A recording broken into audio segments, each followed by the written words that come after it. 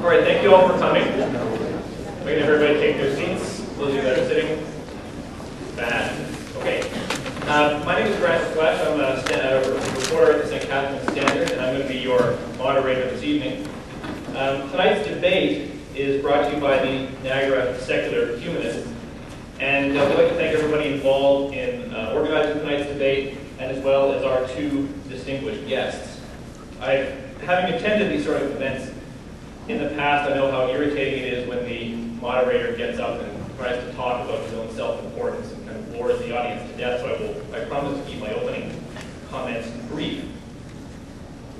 In 45 BCE, the great Roman orator Cicero wrote a very famous book called The Nature of the Gods, which was in the form of a letter to his friend Brutus. And if those of you who know Roman history, it's that Brutus, the guy who kills poor Julius Caesar.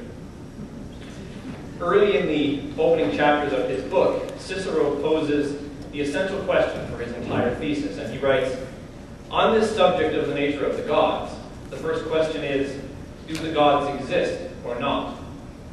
It is difficult, you may say, to deny that the gods exist. I would agree if we were arguing the matter before a public assembly, but in a private discussion of this kind, it is perfectly easy to do so." The reason he opens with this question is quite simple. If you cannot settle the question of do the gods, or in our case, God, exist, everything else based upon it almost becomes irrelevant, doesn't it? So that's our subject for the evening. Does God exist? And it's as important a question today, in the 21st century, as it was when poor Cicero wrote it only 2 short years before he died during the death throes of the once mighty Roman Empire. Sitting in God's corner this evening is, for those of you who are from St. Catharines, is Peter Youngren, who's been involved in Christian ministry for over 30 years and is the minister at the Niagara Celebration Church, formerly called Word of Life. Peter is a well-known face in St. Catharines and in fact around the world. His ministry has taken him to Africa, to Asia, Malaysia. Did quite a bit of preaching in non-Christian countries, and you probably catch him on television where he's on somewhere in the country or somewhere in the world at least once a day. The honorable opposition is Mr. Dan Barker from Wisconsin. He is the co-president of the Freedom from Religion Foundation, and he is the author of Losing Faith in Faith. He was a preacher for some time before becoming an atheist.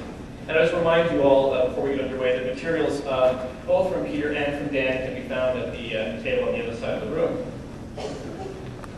Tonight's format is going to be pretty straightforward. We're going to do a coin toss in a moment to decide which of these gentlemen will speak first. It will be followed by a 15-minute introductory remarks by both speakers, and then there'll be a 5-minute back and forth conversation between the two of them for about an hour, and we'll just see how long the debate naturally goes on. We'll then have a 10-minute break, followed by a Q&A session from the members of the audience. So if I could have Peter Youngren, you could call heads or tails in the air for me, please, sir. Oh, heads. It is tails. Mr. Barker, do you choose to speak first, or will let Mr. Youngren speak first? I'll go first. All right, well, Mr. Barker will speak first, gentlemen. I will keep you to your time limit strictly for your 5 minutes. Watch your rabbit punches, watch your kidney punches, and protect yourselves at all times.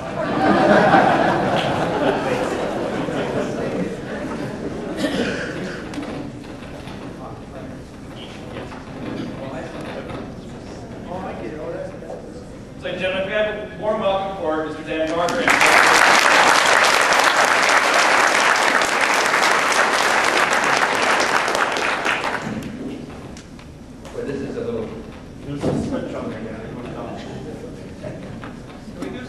Where it says down. Can we do something about the sound system, please? Check.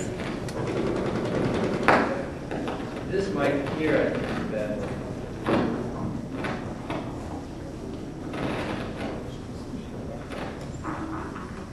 This is bad. Can you hear me okay? No.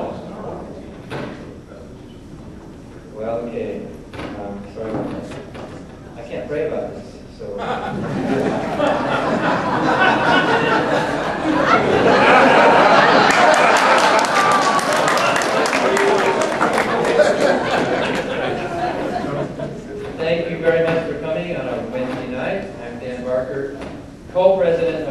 Freedom Firm Religion Foundation, we are America's largest organization of atheists and agnostics, specifically representing atheists and agnostics. We have more than 12,000.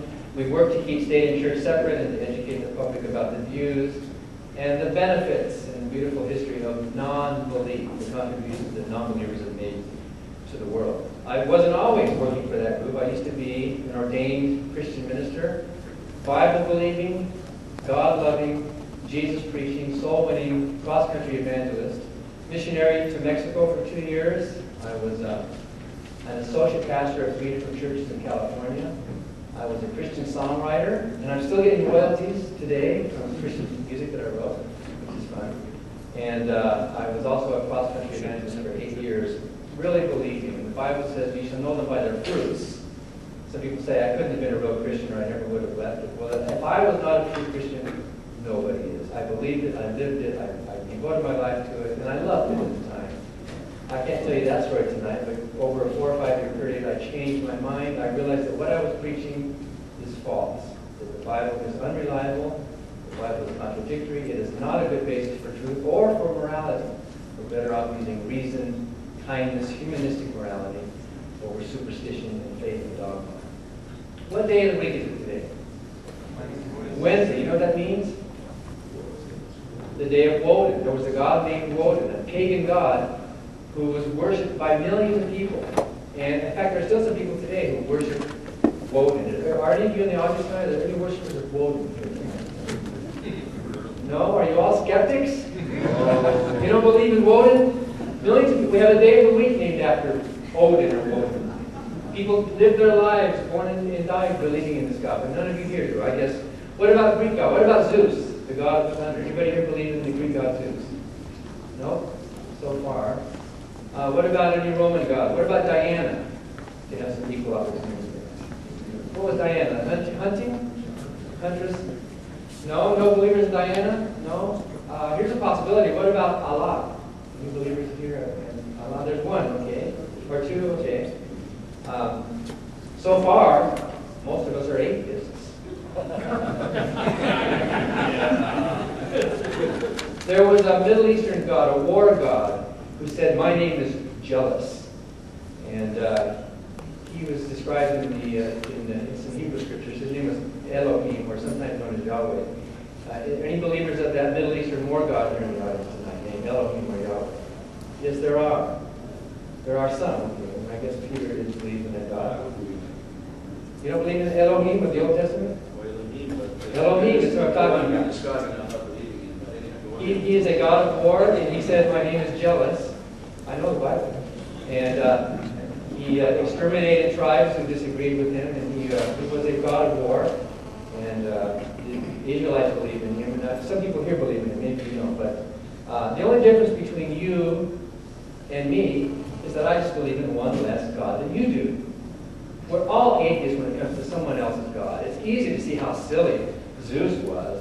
They used to think the noises in the sky needed an explanation, so there's a Thor or there's a Zeus. But now we don't need that explanation anymore. We understand electricity. We understand a little bit about the weather. And that God has died. That gap has closed. There are still some gaps in our understanding of the world. There are